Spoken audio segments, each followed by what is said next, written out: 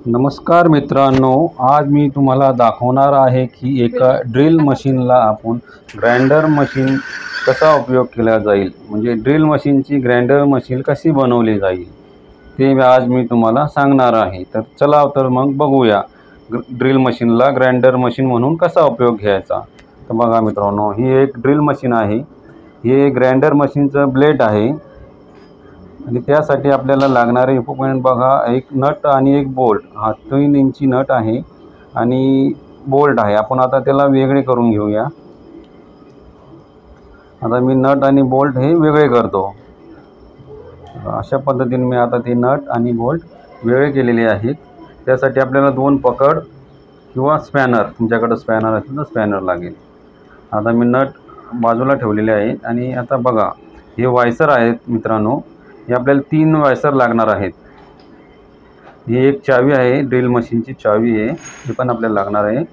आणि 2 पकड किंवा तुमच्याकडे 2 स्पॅनर असले तरी चालेल। 16-17चा स्पॅनर असेल चालेल। आता आपण ड्रिल मशीनला ओपन करून घेऊया। अशा पद्धतीने पूर्ण ड्रिल मशीन ओपन केलेली आहे। आता हा बोल्ट घेतलेला आहे। आता आपण याच्यामध्ये टाकूया। नटामध्ये टाकून घेतलेला आहे मी अगोदर, पण आपल्याला आता त्याच्यामध्ये वायसर टाकायचं राहिलं बघा। आता अगोदर वायसर टाकायचा, अगोदर 2 वायसर मी त्यात टाकून घेतो। म्हणजे 2 वायसर टाकले आहे। आता आपण ड्रिल मशीनचं ब्लेड, ग्राइंडर मशीनचं ब्लेड त्यात टाकलेले आहे। आता आपण एक परत वायसर टाकूया वरच्या साईडनं।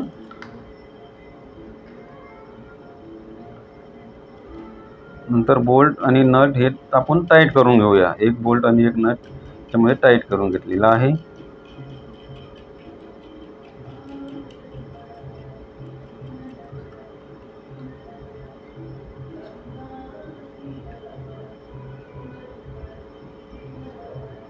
आता आपण त्याला व्यवस्थितरित्या टाईट करूया।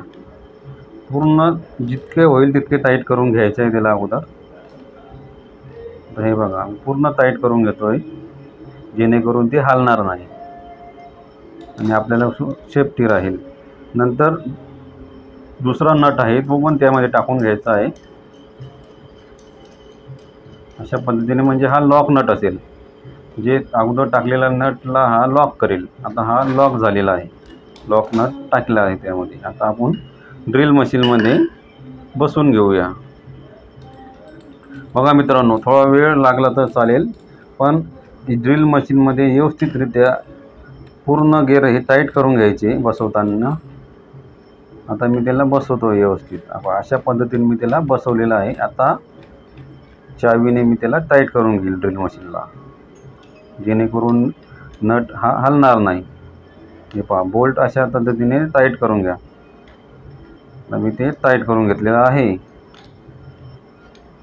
चारी बाजूने फिरवून जिथे जिथे आपली चावी बसते ते पूर्ण टाईट करून घ्यायचे, जेणेकरून ड्रिल चालू करताना ते हलणार नाही आणि लूज नाही होणार आणि आपल्यासाठी सेफ्टी असेल।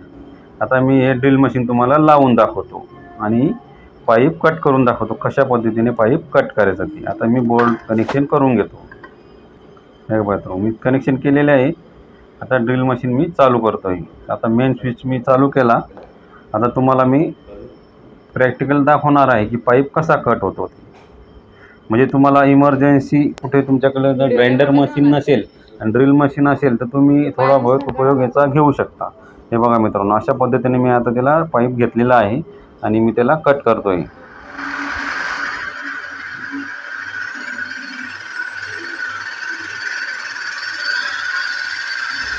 बघा मित्रांनो, आता हा आपला पाईप कट झालेला आहे।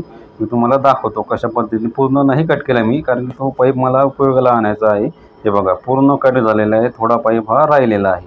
तर अशा पद्धतीने आपण हा करू। तर मित्रांनो, व्हिडिओ कसा आवडला ते नक्की सांगा आणि चॅनलला सबस्क्राईब नक्की करा।